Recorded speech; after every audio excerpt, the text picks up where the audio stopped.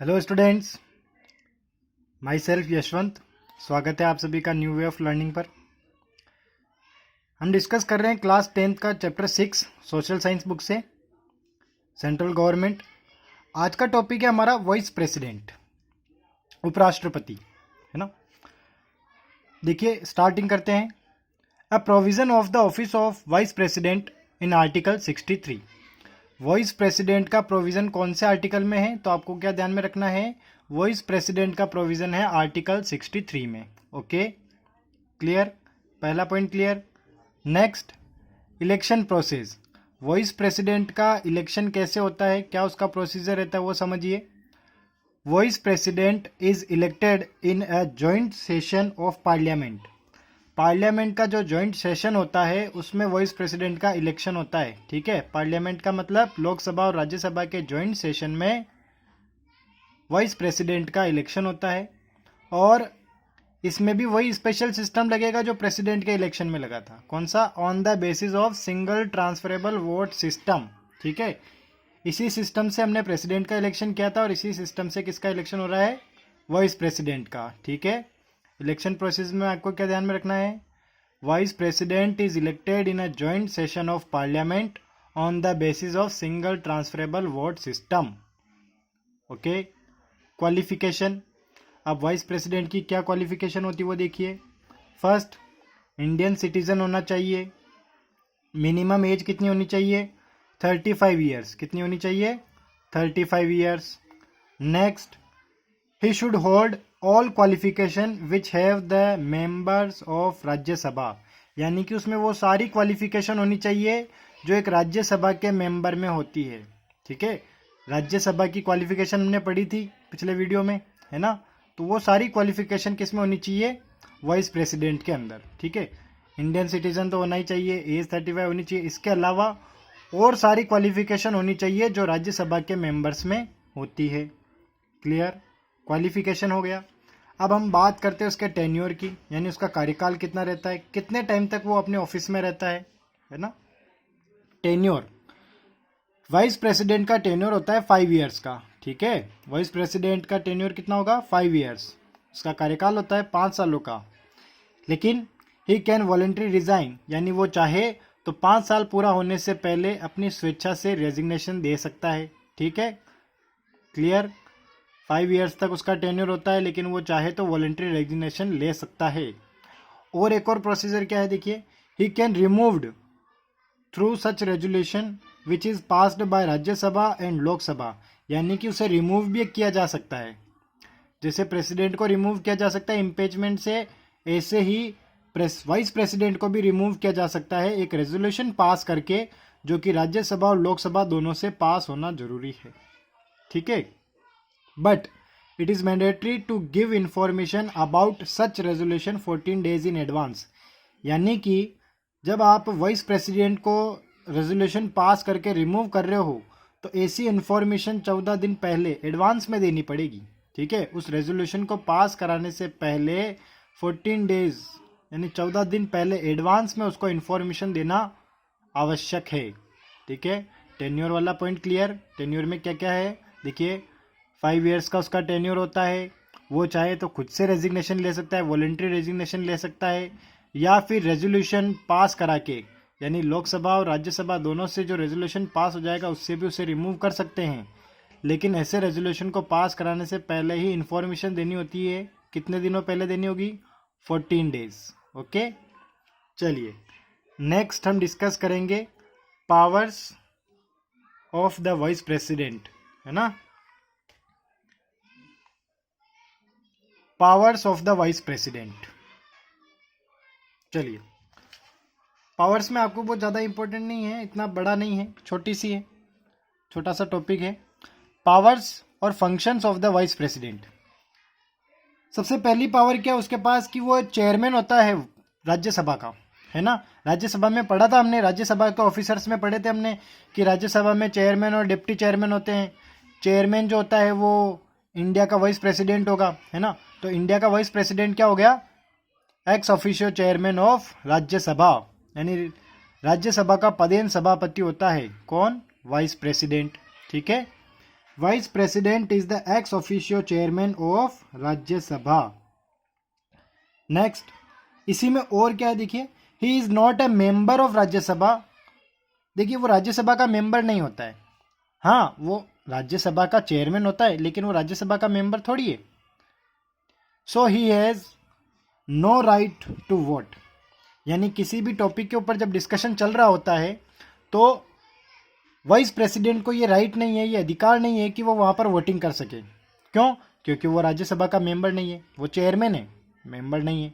ठीक है, but if votes in favour and vote in against are equal, यानी किसी टॉपिक के ऊपर डिस्कशन चल रहा था, ठीक है, उसके फेवर में और उसके अगेंस्ट में दोनों ही वोट इक्वल आ गए, तो फिर डिसीजन नहीं ले सकते हम, क्योंकि दोनों के वोट क्या हो गए, इक्वल हो गए।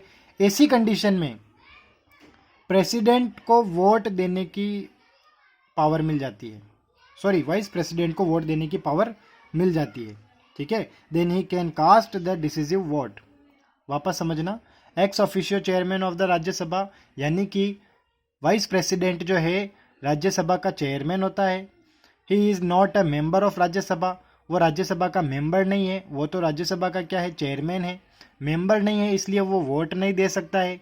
लेकिन अगर कोई ऐसी सिचुएशन आ जावे जब किसी भी टॉपिक के ऊपर, किसी भी डिबेट में फेवर और अगेंस्ट के वोट इक्वल हो, ठीक है, किसी भी सब्जेक्ट के ऊपर फेवर और अगेंस्ट के वोट क्या हो जाए, इक्वल हो जावे, तब वाइस प्रेसिडेंट के पास ये राइट है कि वो वहाँ पर वोट दे सकता है, और उसका वोट ही क्या होगा, डिसिसिव वोट, निर्णायक मत होगा। ठीक है, नेक्स्ट क्या है power, in the absence of the president he acquires his office, यानी कि जब प्रेसिडेंट अब्सेंट होता है, जब प्रेसिडेंट ऑफिस में ना हो, अब्सेंस हो, ठीक है, तब उसके सारे कामों को कौन करेगा, वाइस प्रेसिडेंट। ठीक है, वाइस प्रेसिडेंट का यही तो काम होगा, जब प्रेसिडेंट नहीं होगा तो उसके सारे कामों को कौन करेगा, वाइस प्रेसिडेंट करेगा। The vice president acquires the office of the president in 4 cases. ये 4 केस है, इन चारों केसेस में क्या होगा, प्रेसिडेंट के ऑफिस को कौन एक्वायर करेगा, वाइस प्रेसिडेंट। पहला, in the case of death of president, अगर प्रेसिडेंट की डेथ हो गई हो। दूसरा, प्रेसिडेंट्स रेजिग्नेशन, यानी हमारे देश के राष्ट्रपति ने रेजिग्नेशन दे दिया हो। ठीक है, death of president, resignation of president, या फिर removal of president through impeachment, impeachment locker president को हटा दिया गया हो। ठीक है, इन तीनों केसेस में प्रेसिडेंट अब्सेंट है, तो इस अब्सेंस की सिचुएशन में वाइस प्रेसिडेंट सारा काम करेगा प्रेसिडेंट का। इसके अलावा if president being incapable to fulfil his responsibilities such as illness, foreign visit and etcetera, यानी या जो प्रेसिडेंट फॉरेन विजिट पर गया हो, विदेश भ्रमण पर गया हो, या वो बीमार हो, तो ऐसी कंडीशन में वो काम तो कर नहीं पाएगा, इनकेपेबल है, और ऐसी कंडीशन में उसके सारे काम कौन करेगा, वाइस प्रेसिडेंट करेगा। ठीक है, चारों केस क्लियर है।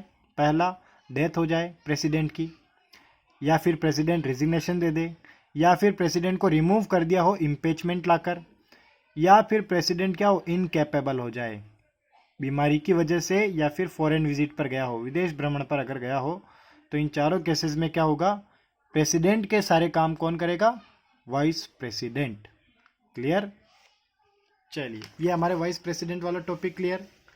नेक्स्ट टॉपिक हम ले रहे हैं प्राइम मिनिस्टर। ठीक है, अब देखिए प्राइम मिनिस्टर के लिए, प्राइम मिनिस्टर की पोस्ट का प्रोविजन कौन से आर्टिकल में है, आर्टिकल 74 में। ठीक है, प्राइम मिनिस्टर की पोस्ट का प्रोविजन कौन से आर्टिकल में है, आर्टिकल 74 में। चलिए, अपॉइंटमेंट ऑफ प्राइम मिनिस्टर। अब प्राइम मिनिस्टर का अपॉइंटमेंट कैसे होता है देखिए, according to the parliamentary system, parliamentary system के अकॉर्डिंग प्राइम मिनिस्टर का अपॉइंटमेंट होता है। कैसे होता है, the president appoint to the leader of majority group of Lok Sabha as the PM, यानी जब लोकसभा के इलेक्शन होते हैं तो एक ग्रुप जो होता है जो मेजॉरिटी के साथ जीत जाता है, जिस ग्रुप की मेजॉरिटी होगी उस ग्रुप के लीडर को प्रेसिडेंट क्या बना देता है, प्राइम मिनिस्टर। ठीक है, तो प्राइम मिनिस्टर का अपॉइंटमेंट कौन करता है, प्रेसिडेंट करता है। कैसे करता है कि लोकसभा में जो मेजॉरिटी वाला ग्रुप है, जिस ग्रुप को बहुमत मिला हुआ है उस ग्रुप के लीडर को क्या बना दिया जाएगा, पीएम बना दिया जाएगा, प्राइम मिनिस्टर बना दिया जाएगा। क्लियर? ऐसा किस सिस्टम के अकॉर्डिंग हो रहा है, पार्लियामेंट्री सिस्टम के according. According to the parliamentary system the president appoint to the leader of majority group of Lok Sabha as the PM. ठीक है, अब हम पढ़ते हैं फंक्शंस। पावर्स क्या है प्रेसिडेंट की, वो देखिए। सबसे पहली पावर क्या है, formation of the council of ministers. Formation of the council of ministers. Council of minister का फॉर्मेशन कौन करता है, प्राइम मिनिस्टर करता है। Division and amendment of portfolio among the ministers, यानी जो मिनिस्टर्स है उनमें पोर्टफोलियो डिपार्टमेंट कौन देता है, उनका डिविजन्स कौन करता है, वो भी प्राइम मिनिस्टर करता है। इसके अलावा directing the function of council of ministers, यानी कि जो काउंसिल ऑफ मिनिस्टर्स के काम है उनको डायरेक्शन कौन देता है, उन्हें दिशा निर्देश कौन देता है, प्राइम मिनिस्टर देता है। ठीक है, काउंसिल ऑफ मिनिस्टर्स के फंक्शनिंग को डायरेक्टिंग करता है, यानी उसे दिशा निर्देश देता है, उन्हें बताता है कि कैसे क्या काम करने हैं। ठीक है, दिशा निर्देश कौन देगा, प्राइम मिनिस्टर्स। ठीक है, फॉर्मेशन कौन करेगा काउंसिल ऑफ मिनिस्टर का, प्राइम मिनिस्टर। उन्हें पोर्टफोलियो कौन देगा, प्राइम मिनिस्टर। उनके कामों को उन्हें डायरेक्शन कौन देगा, वो भी प्राइम मिनिस्टर। इसके अलावा establishing coordination between various department of the government, यानी गवर्नमेंट के जो अलग अलग डिपार्टमेंट होते हैं, गवर्नमेंट के जो अलग अलग विभाग होते हैं, डिपार्टमेंट होते हैं, उन सब में तालमेल कोऑर्डिनेशन कौन बनाकर रखता है, प्राइम मिनिस्टर। इसके अलावा establishing inter relationship between the president and the cabinet ministers, यानी कैबिनेट मिनिस्टर्स और प्रेसिडेंट के बीच में इंटर रिलेशन कौन इस्टेब्लिश करता है, प्राइम मिनिस्टर। ठीक है, यानी जो सजेशंस वगैरह होते हैं वो एक्सचेंज करता है, कैबिनेट मिनिस्टर के सजेशन प्रेसिडेंट तक, प्रेसिडेंट के सजेशन कैबिनेट मिनिस्टर तक कौन पहुंचाता है, प्राइम मिनिस्टर। इसके अलावा वो क्या होता है, लोकसभा का लीडर होता है, leader of the Lok Sabha, leader होता है लोकसभा का। All the government resolutions annual budgets are formed as per his direction, यानी जितने भी गवर्नमेंट रेजोल्यूशंस होते हैं, एनुअल बजट जो होता है हमारे देश का, वो सारा किसके डायरेक्शन में बनता है, प्राइम मिनिस्टर के डायरेक्शन में बनता है। Next, making appointment. The president has the right to appoint various officers, यानी प्रेसिडेंट के पास एक राइट है कि वो बहुत इंपॉर्टेंट ऑफिसर्स को अपॉइंट कर सकता है। प्रेसिडेंट की पावर में हमने पढ़ा था ना, अपॉइंटमेंट ऑफ इंपॉर्टेंट ऑफिसर्स। तो प्रेसिडेंट के पास ये राइट है कि वो इंपॉर्टेंट ऑफिसर्स को अपॉइंट कर सकता है, लेकिन किसकी एडवाइस के साथ, तो प्राइम मिनिस्टर की एडवाइस के साथ। यानी जितने भी इंपॉर्टेंट ऑफिसर्स को प्रेसिडेंट अपॉइंट करता है ना, उसमें एडवाइस किसकी रहती है, प्राइम मिनिस्टर्स की। ठीक है, काउंसिल ऑफ मिनिस्टर्स भी अपॉइंट तो कौन करता है, प्रेसिडेंट ही करता है, लेकिन वहां पर एडवाइस कौन दे रहा है, प्राइम मिनिस्टर। ठीक है, तो यहां पर ये प्राइम मिनिस्टर्स के पावर हो गए। ठीक है, प्राइम मिनिस्टर की पोस्ट का प्रोविजन किस में है, आर्टिकल 74 में। प्राइम मिनिस्टर का अपॉइंटमेंट कैसे होता है, तो लोकसभा में जो मेजोरिटी वाला ग्रुप है उसके लीडर को प्राइम मिनिस्टर बनाया जाता है प्रेसिडेंट के द्वारा। फंक्शन क्या क्या है, सबसे पहले वो काउंसिल ऑफ मिनिस्टर का फॉर्मेशन करता है, उनमें पोर्टफोलियो डिवाइड करता है, उनके कामों को डायरेक्शन देता है, गवर्नमेंट के जो अलग अलग डिपार्टमेंट है उनमें कोऑर्डिनेशन लाता है। इसके अलावा कैबिनेट मिनिस्टर और प्रेसिडेंट के बीच में इंटर रिलेशन एस्टेब्लिश करता है, लोकसभा का लीडर होता है, और जितने भी गवर्नमेंट रेजोल्यूशन और एनुअल बजट होते हैं वो इसी के डायरेक्शन में बनते हैं। मेकिंग अपॉइंटमेंट, यानी कि प्रेसिडेंट जो इम्पोर्टेंट ऑफिसर्स को अपॉइंट करता है उसमें एडवाइस कौन देता है, प्राइम मिनिस्टर ही देता है। क्लियर? चलिए, आज हमने वाइस प्रेसिडेंट और प्राइम मिनिस्टर कंप्लीट किए। मिलते हैं नेक्स्ट वीडियो में।